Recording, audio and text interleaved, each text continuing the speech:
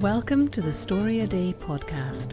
This is Julie Duffy from StoryADay.org, encouraging you to be a writer every day, not someday. Morning, good evening, good afternoon. Julie from StoryADay here.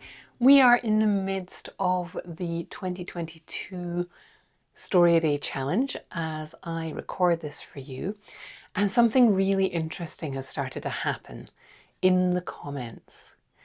At the beginning of May, and I've been doing this since 2010, so the pattern holds, at the beginning of a challenge like this, there is a lot of excitement. There's a lot of giddy, nervous excitement. Am I going to be able to do this? It's going to be so great. Everything's going to be different this time. And people are posting and there's a sort of a certain energy at the beginning of the challenge. And then here at the almost midpoint, something flips. One of the things that flips is some people have given up. Some people have given up on themselves. They've given up on the challenge. They've told themselves that it doesn't really matter what I've said about the fact that you can write every day if you want to, or not write every day if you don't want to. Just use the challenge to challenge yourself. That's not... Some people are too perfectionist to be able to allow themselves that grace. And they tend to drop out.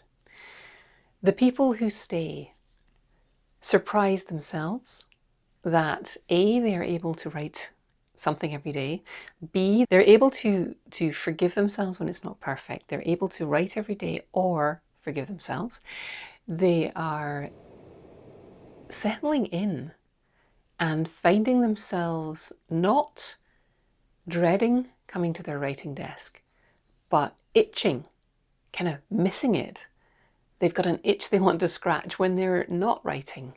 They're finding that the ideas keep popping into their heads. I think as creative people living in a workaday world, we spend a lot of our energy tamping down our ideas. You're probably like me, the kind of kid who got in trouble for daydreaming a lot at school. I didn't get in trouble for much, but I got in trouble for daydreaming and not paying attention.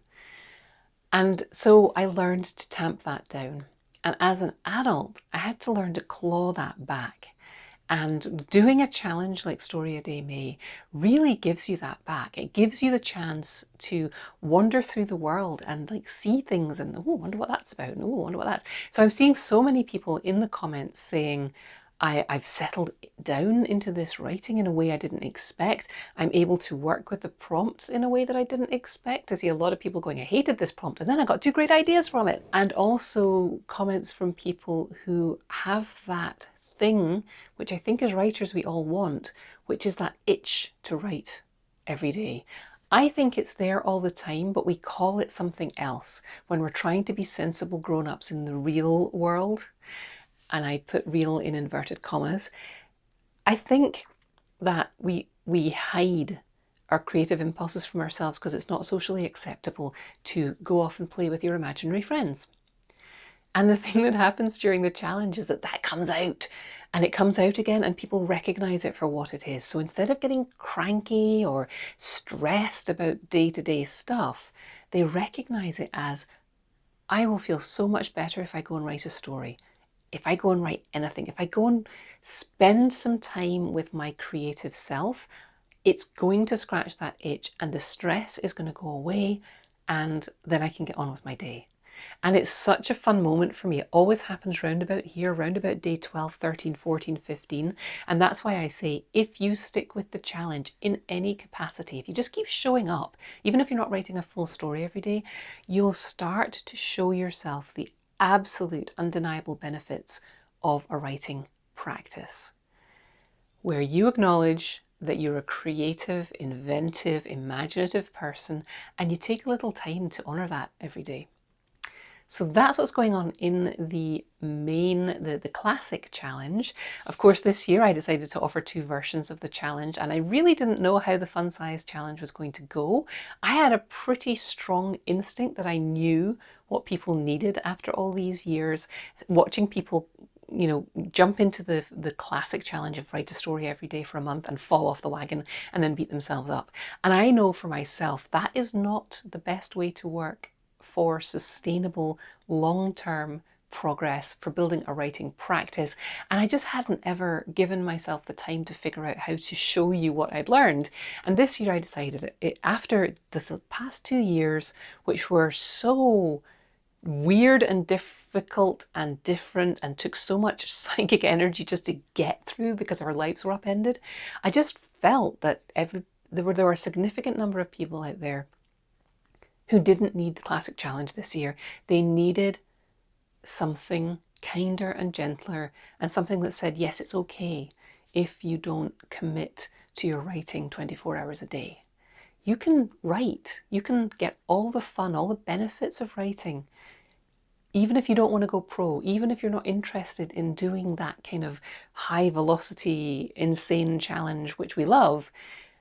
There's a better way for you to discover that, yes, you can write, you can be creative every day. So I took time, I took everything I've learned and I put it into this extended walk through the journey of writing one story. But it's not just about writing a story, it's about being a writer. So if you've been following along with the Fun Size Challenge, you might have been a little surprised that I didn't ask you to write much for the first 5 days. Certainly not fiction. I got you to do some journaling, I got you to do some planning, I got you to take a look at your life and to read and do a bunch of other writing related tasks. Because one of the things that has become clear to me over the 12 years I've been working intensively with people through the StoryADay challenge and the work I do here, I have realized that being a writer is so much more than just putting words on the page. And it's not just revising your work, and it's not just, learning new techniques in classes. There's a whole life that comes along with wanting to write. And it's things like looking at your practices and figuring out what's working for you right now, and revising them, refining them, figuring out what works for you. There's engaging with other people, being part of the writing community, being part of the reading community, being part of the literary canon, the history. And I think everybody has their individual literary canon. I'll talk about that more. I've got so much to say about this, but I'm not going to talk about it all today. But there's much, much more to being a writer than simply putting words on the pages. And that's what I'm starting to introduce people to in the Fun Size Challenge. I'm going to be talking much more about that over the next few weeks. And I've got a free, I'm building into the Fun Size Challenge some of my masterclass on that writing practice, building your writing life. So that's coming up soon too. So if you're interested in that, make sure you're on the mailing list, and I will let you know when that opens up, because that is a wonderful breakthrough fountain as well every year. So if you haven't been keeping up with the Fun Size Challenge, if you've just heard about this, or if you started and life got in the way and you're like, oh well, I can't possibly catch up now, I have good news for you. This year's Fun Size StoryADay Challenge is designed for you to be able to jump in at any point and catch up. Now, there are lots of tasks I've given out. By the time you listen to this, there'll be at least 14 or 15 daily tasks that I have issued during May 2022. May 2022, yes, 2020 did end. So there will be 14 or 15 tasks that I've already issued. There are 8 that you need to catch up on if you want to get a story written this month. So I've put them together on a page. There will be a link in the show notes here where you can go and sign up to get that. I'm calling it the Fun Size Feast, because it's a feast of all of the pieces you need to write a story this month. They're all broken down into 15-minute bite-sized chunks, so you can go and find that. If you're listening to this in the future, I'm sorry, this is not going to look the same for you. This link probably won't work, or it'll redirect you to something else, and there's probably going to be a fee attached to it. So people who are with me in real time, take advantage. This is not something that's going to be available forever. I know writers need deadlines. I am a writer. So go over there and look at the 8 steps that you need to catch up, to get up to date with writing a story. And if you sign up through a link here, or it's going to add you to a list where I send you the rest of the fun size prompts, and I email you a little bit relentlessly for the end of the month of May. And I'm not going to apologize for that. If you're listening to this, you want to be writing. So this moment in the fun size challenge, today's and yesterday's tasks, are all about the moment in your story where, for your hero, for your protagonist, something changes.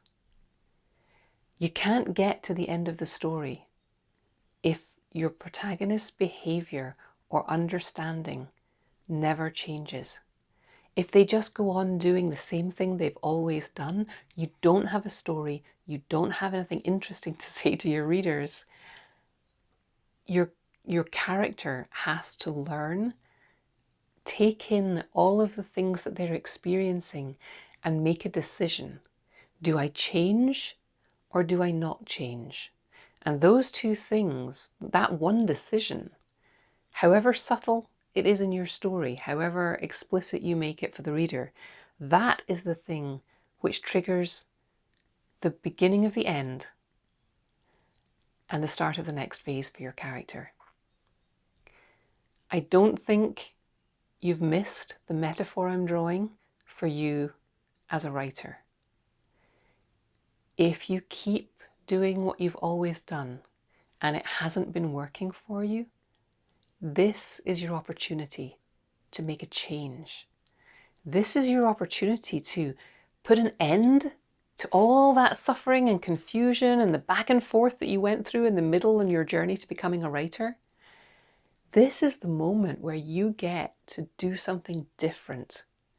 So if you've never done a challenge before, if you've never completed a challenge before, if you have difficulty completing a short story, come over to the site, sign up, get that link so that you can get the 8 steps that you need to take to get your story up to the point where your protagonist is ready to make the change that's going to trigger the climax and the resolution of their particular story for their particular need in this particular story that we're looking at. But for you, I want to encourage you to see yourself as the protagonist of your story. This is an opportunity for you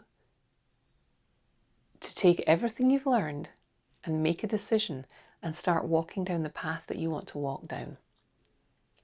I know it sounds dramatic, it sounds big and dramatic, but you know from writing your stories that a drama doesn't have to be actually huge and dramatic.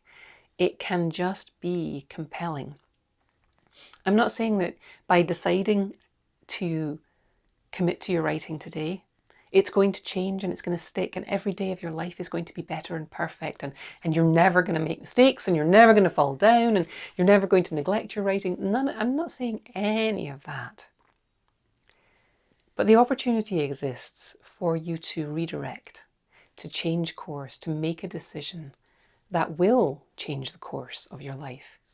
If you're a space nerd like me, you know that a tiny, tiny fraction of a degree in trajectory can make an incredible, disastrous or fabulous change in the trajectory of a spaceship because the distances are so big.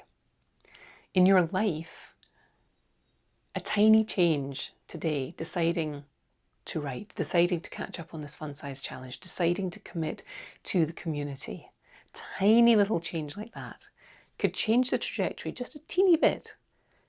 But 10, 20, 30, 40 years from now, you'll be in a completely different place than if you just let everybody who doesn't get it tell you that you're wasting your time for writing, tell you that they've got more important things for you to do, that they need you and they can't possibly spare you for 15 minutes while you go off and play with your imaginary friends.